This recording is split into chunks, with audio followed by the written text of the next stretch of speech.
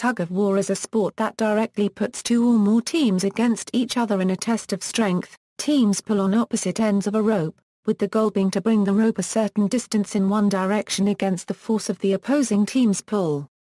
Terminology: the Oxford English Dictionary says that the phrase tug-of-war originally meant the decisive contest, the real struggle or tussle, a severe contest for supremacy. Only in the 19th century was it used as a term for an athletic contest between two teams who haul at the opposite ends of a rope. Origins: the origins of tug-of-war are uncertain, but this sport was practiced in ancient Egypt, Greece and China, where it was held in legend that the sun and moon played tug-of-war over the light and darkness.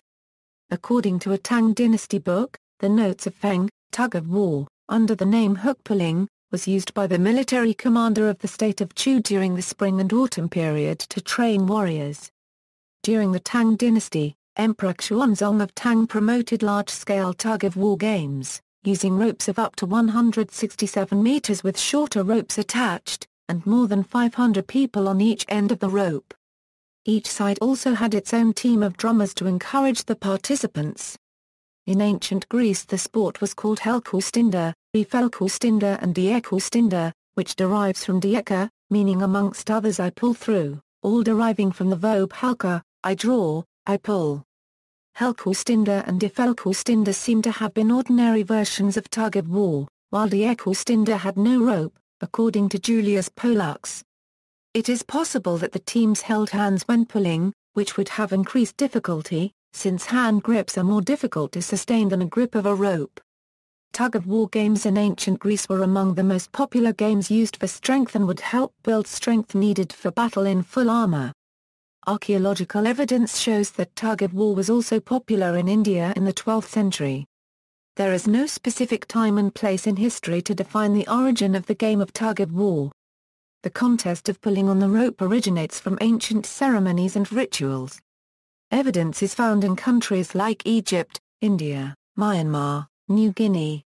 The origin of the game in India has strong archaeological roots going back at least to the 12th century AD in the area what is today the state of Orissa on the east coast. The famous Sun Temple of Konark has a stone relief on the west wing of the structure clearly showing the game of tug-of-war in progress. Tug-of-war stories about heroic champions from Scandinavia and Germany circulate Western Europe where Viking warriors pull on animal skins over open pits of fire in tests of strength and endurance, in preparation for battle and plunder. 1500 and 1600 a Euro tug-of-war is popularized during tournaments in French Car-Cento gardens and later in Great Britain. 1800 a Euro tug-of-war begins a new tradition among seafaring men who were required to tug on lines to adjust sails while ships were underway and even in battle. The Muave people occasionally use tug-of-war matches as means of settling disputes. As a sport, there are tug-of-war clubs in many countries, and both men and women participate. The sport was part of the Olympic Games from 1900 until 1920, but has not been included since. The sport is part of the World Games. The Tug-of-War International Federation organizes world championships for nation teams biannually, for both indoor and outdoor contests, and a similar competition for club teams. In England the sport is catered for by the Tug-of-War Association, and the Tug-of-War Federation of Great Britain. In Scotland, the Scottish Tug-of-War Association was formed in 1980. The sport also features in Highland Games there. Between 1976 and 1988 tug-of-war was a regular event during the television series Battle of the Network Stars.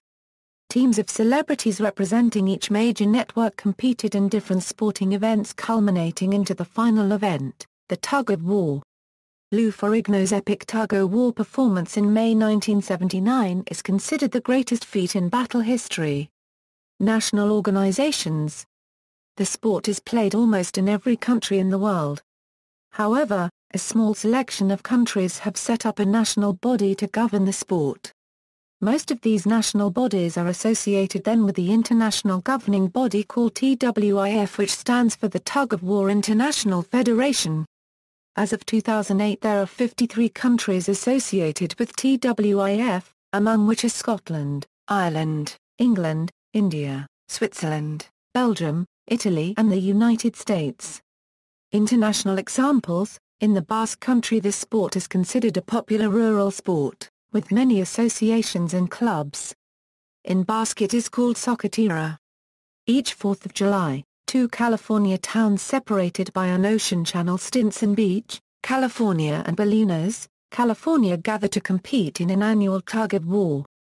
A special edition of the Superstars television series, called the Super Teams, features a tug-of-war, usually as the final event.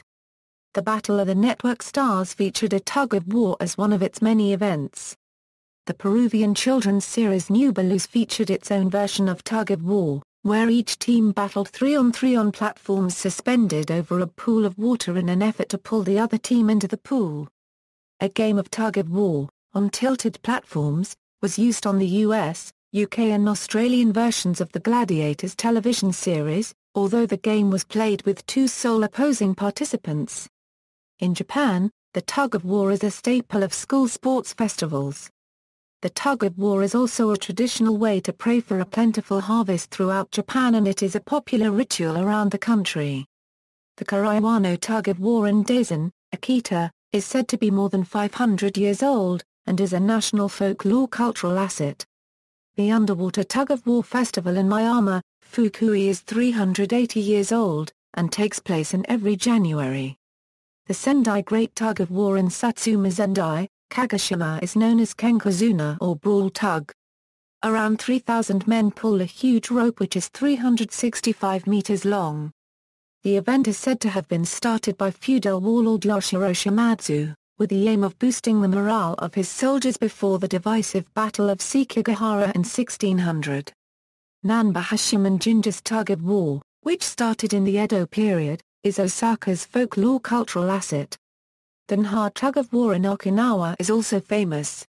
In Indonesia, tarik tambang is a popular sport held in many events, such as the Indonesian Independence Day celebration, school events, and scout events.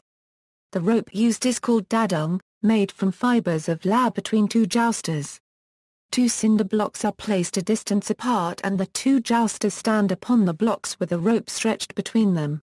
The objective for each jouster is to either A, cause their opponent to fall off their block, or B, to take their opponent's end of the rope from them.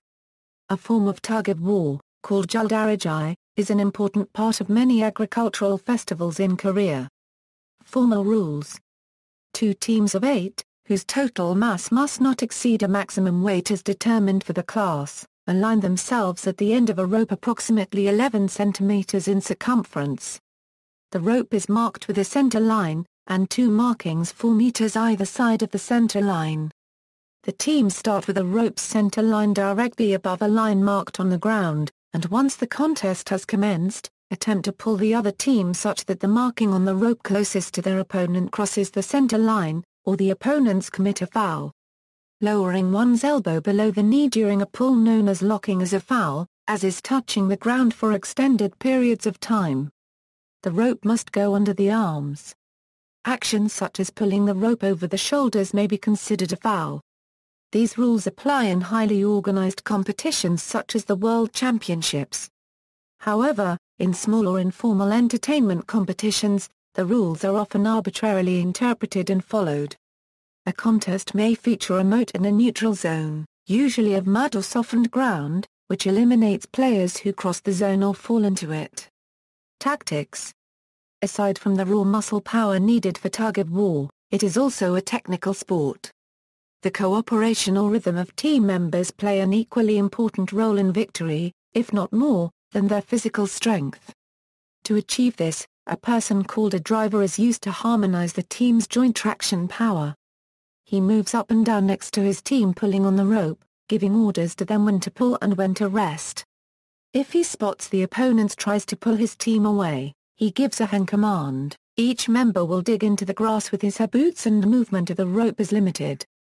When the opponents are played out, he shouts pull, and rhythmically waves his hat or handkerchief for his team to pull together. Slowly but surely, the other team is forced into surrender by a runaway pull. Injury risks. In addition to injuries from falling and from back strains, catastrophic injuries may occur, such as finger, hand, or even arm amputations. Amputations or avulsions may result from two causes: looping or wrapping the rope around a hand or wrist, and impact from elastic recoil if the rope breaks. Amateur organizers of tugs of war may underestimate the forces generated, or overestimate the breaking strength of common ropes, and may thus be unaware of the possible consequences if a rope snaps under extreme tension. The broken ends of a rope made with a somewhat elastic polymer such as common nylon can reach high speeds, and can easily sever fingers. For this reason, specially engineered tug-of-war ropes exist that can safely withstand the forces generated. Some notable tug-of-war accidents include: Harrisburg, Pennsylvania, June 13, 1978, rope snapped, 5 teenagers lost fingers or fingertips, 200 other injuries. Chattanooga, Tennessee, June 9, 1995, a man had his hand torn off by sudden pull. Westenau, Germany, June, 1995, 2 10-year-old children died and 102 participants suffered injuries in a tug-of-war with 650 young scouts. Taipei, Taiwan, October 25, 1997, rope snapped, 2 men suffered arm amputations. Australia, September, 2002, 11-year-old boy had several fingers cut to the bone and nearly severed. Denver, Colorado, October 12, 2007, 2 teenage boys, rope looped around hands, suffered hand amputations. Digby, Nova Scotia, October 25, 2010, rope looped around hand, man lost 4 fingers. El Monte, California, February 4, 2013, rope snapped, teenage boy and girl each suffered multi-finger amputations. Budapest, Hungary, September 17, 2013, rope snapped, 7 students injured, 3 of them severely. 1997 arm severing incident on October 25, 1997, Yang Xiangming and Chen Mingkuo each had their left arm severed below the shoulder during a tug-of-war event in Taipei, Taiwan. The event, held at a park along the Keelung River in Taipei in celebration of Retrocession Day, involved over 1,600 participants whose combined strength exerted over 80,000 kilograms of force on a 5-centimeter nylon rope that could only withstand a maximum of 26,000 kilograms. The rope snapped, and the sheer rebounding force of the broken rope tore off the men's arms. Both men were taken to a nearby hospital where their arms were successfully reattached following several hours of microsurgery. References. Bibliography: Henning H. Berg, Pull and Tug, Towards a Philosophy of the Playing U, in Bodily Democracy, Towards a Philosophy of Sport for All, London, Routledge 2010, 180-199. External links: Tug of War International Federation, the Tug of War Association, Tug of War, list of winners in the main championships.